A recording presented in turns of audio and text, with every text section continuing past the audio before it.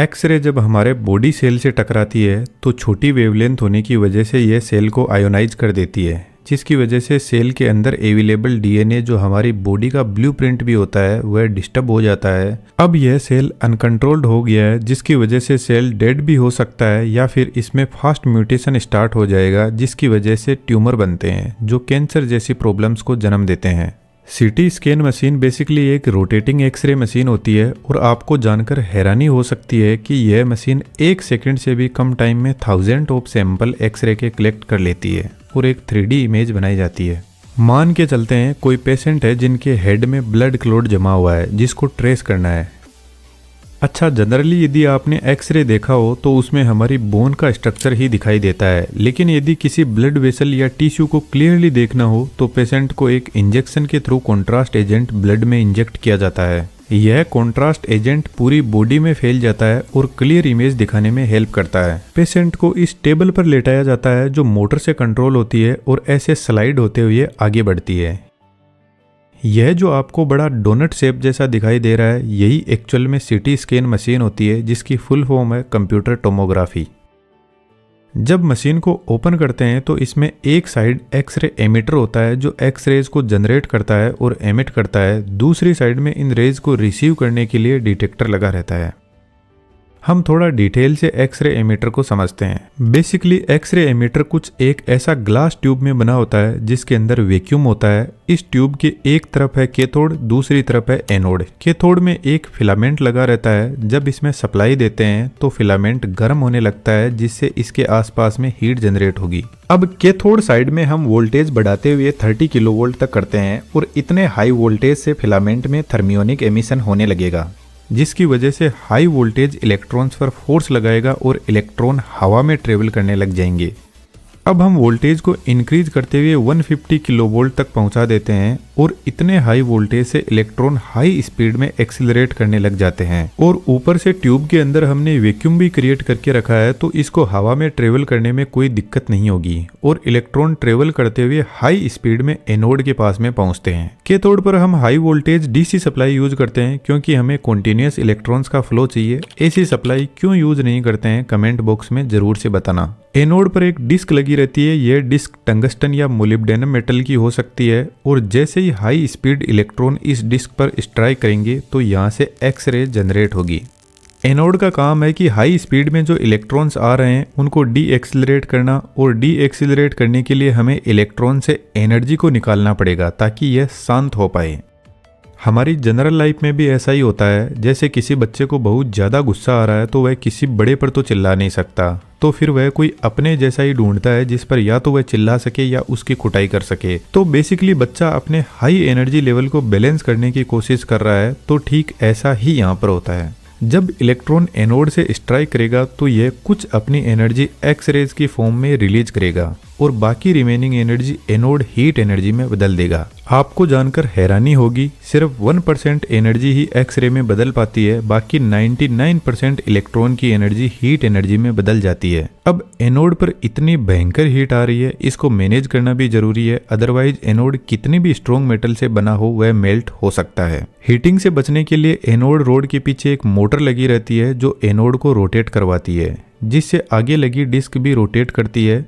अब इस रोटेशन से हीट एनर्जी पूरी डिस्क पर स्प्रेड होने लगती है, जिससे थोड़ा बहुत हीट को कंट्रोल किया जाता है, लेकिन इससे काम चलता नहीं है। तो सीटी स्कैन में क्वालिटी को इम्प्रूव करने के लिए इसको थोड़ा मॉडिफाई करते हैं। इलेक्ट्रॉन्स के इस पाथ के अराउंड डाइपोल मैग्नेट लगाते हैं जो इलेक्ट्रॉन को फोकस करते हैं, और साथ में एनोड पर जब इलेक्ट्रॉन स्ट्राइक करते हैं तो कुछ इलेक्ट्रॉन्स इधर उधर भागने लगते हैं, जिनको स्कैटर्ड इलेक्ट्रॉन ट्रैप रोक लेता है, जिससे एक्सरे की क्वालिटी इंप्रूव होती है और इससे नॉइस बहुत कम होती है।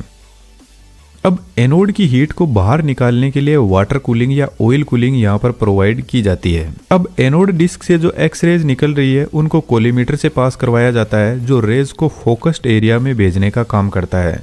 सीटी स्कैन में एक्सरेज को कुछ ऐसे पतली स्लाइस में फोकस किया जाता है जिनका रीजन अभी आगे डिस्कस करेंगे। एक इम्पोर्टेंट बात मैं आपको बता देता हूँ, एक्सरे एक प्रकार की लाइट रे होती है, लेकिन यह हमें दिखाई नहीं देती क्योंकि इसकी वेवलेंथ बहुत ज़्यादा छोटी होती है और इसी वजह से यह हमारी बॉडी से आसानी से निकल जाती है। अब बात करते हैं इसकी स्कैनिंग प्रोसेस की।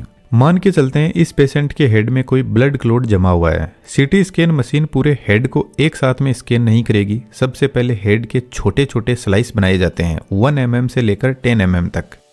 फॉर एग्जाम्पल जैसे एक्सरे सबसे पहले बस इतने ही एरिया को फोकस करेगी, जिसको स्लाइस नंबर 1 बोलेंगे, और इस स्लाइस को मशीन पेशेंट हेड के अराउंड रोटेट करते हुए चेक करेगी। जब मशीन एक स्लाइस को चेक करती है रोटेट करते हुए, तो मल्टीपल सैंपल लिए जाते हैं और यह सैंपल मशीन का कंप्यूटर सिस्टम कलेक्ट करता रहता है। एक्चुअल में एक्सरे हमारे शरीर के बॉडी पार्ट्स के साथ में डेंसिटी के हिसाब से रिएक्ट करती है। जैसे यदि कोई बोन आ गई तो बोन की डेंसिटी बहुत ज़्यादा हाई होती है, तो एक्सरे इनको क्रॉस नहीं कर पाएगी।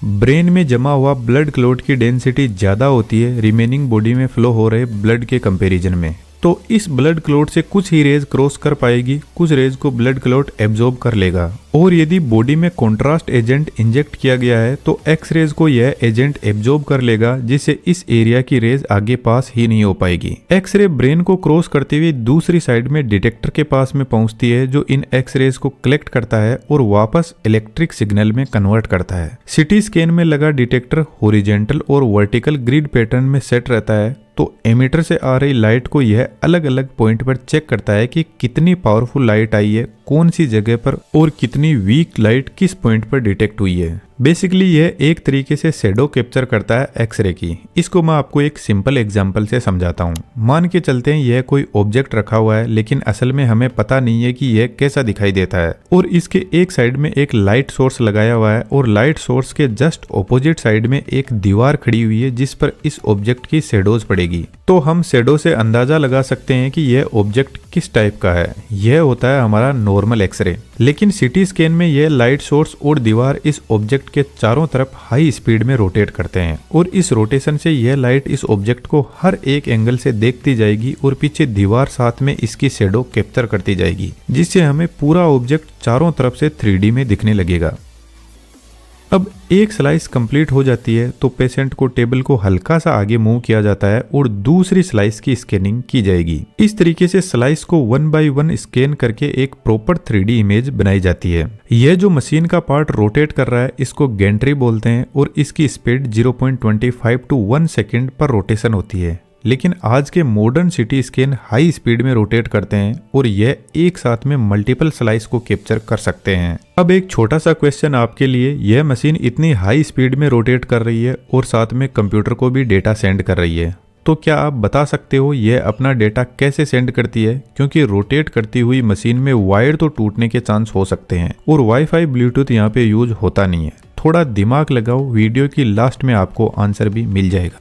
सिटी स्कैन को पूरा ब्रेन स्कैन करने में मात्र 1 से 2 मिनट का टाइम लगता है, लेकिन इस 1 से 2 मिनट में क्या कुछ होता है हमारे बॉडी सेल के साथ में, उसको समझते हैं। यह हमारा एक हेल्थी बॉडी सेल है जो अपनी मौज में जी रहा है। और अभी हमने डिस्कस किया था कि एक्सरे के फोटोन के पास में बहुत पावरफुल एनर्जी होती है और इस फोटोन की वेवलेंथ बहुत शॉर्ट होती है, ओनली 0.01 नैनोमीटर से 10 नैनोमीटर। हमारा जो बॉडी सेल होता है उसके पास में भी इलेक्ट्रॉन अवेलेबल रहता है।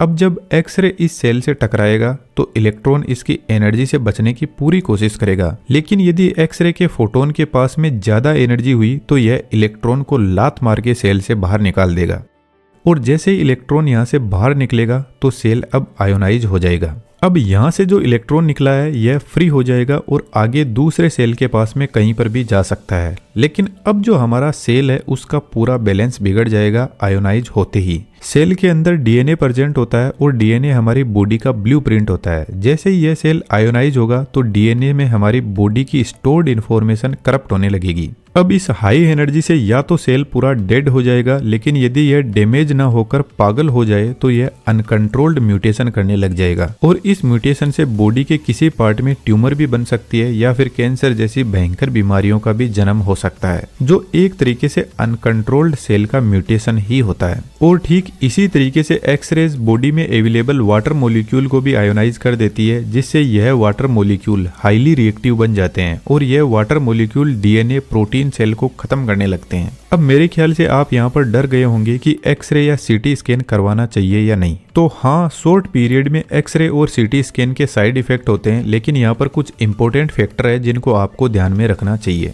एक्सरे की रेडिएशन को मेजर करने की एक यूनिट होती है जिसको बोलते हैं मिलीसीवर्ट्स। जनरली एक पर्सन पूरे साल में एवरेज 3 मिलीसीवर्ट्स रेडिएशन रिसीव करता है नेचुरल सोर्स से, जैसे कॉस्मिक रेज, रेडोन गैस से। तो सीटी स्कैन और जनरल एक्सरे में रेज की रेडिएशन कंट्रोल्ड वे में भेजी जाती है। जनरल एक्सरे में सिंगल चेस्ट स्कैन के लिए 0.1 MSV रेडिएशन की डोज दी जाती है और यही चेस्ट स्कैन में 7 MSV होती है। यह रेडिएशन लेवल अलग अलग बॉडी पार्ट के हिसाब से इनको इंक्रीज या डिक्रीज किया जा सकता है। अब जनरल सीटी स्कैन और नॉर्मल एक्सरे के अंदर रेज को इतना कंट्रोल किया जाता है कि यह हमारी बॉडी को नुकसान ना पहुंचाए। यहाँ पर नुकसान सिर्फ इतना ही होता है कि नेचुरल सोर्स से जो रेडिएशन हमें एक साल में मिलती है उनको सिर्फ कुछ ही मिली सेकेंड में हमारी बॉडी में इंजेक्ट कर दिया जाता है, और इसी वजह से जनरल एक्सरे और सीटी स्कैन में भी हमारी बॉडी के कुछ सेल डैमेज होते हैं, लेकिन बॉडी इनको कुछ घंटे से लेकर कुछ दिनों के अंदर रिकवर कर लेती है। रेडिएशन की डोज इतनी कंट्रोल्ड वे में रखी जाती है कि यह हमारी बॉडी में कोई परमानेंट डिफेक्ट ना करे। अब क्वेश्चन का आंसर जानते हैं। इस पूरी गेंट्री को रोटेट करवाने के लिए नीचे की तरफ एक मोटर लगी रहती है जो बेल्ट एंड पुली के थ्रू गेंट्री को रोटेट करवाती है, लेकिन कुछ मशीन में रिंग एंड पिनियन गियर से भी रोटेट करवाया जाता है।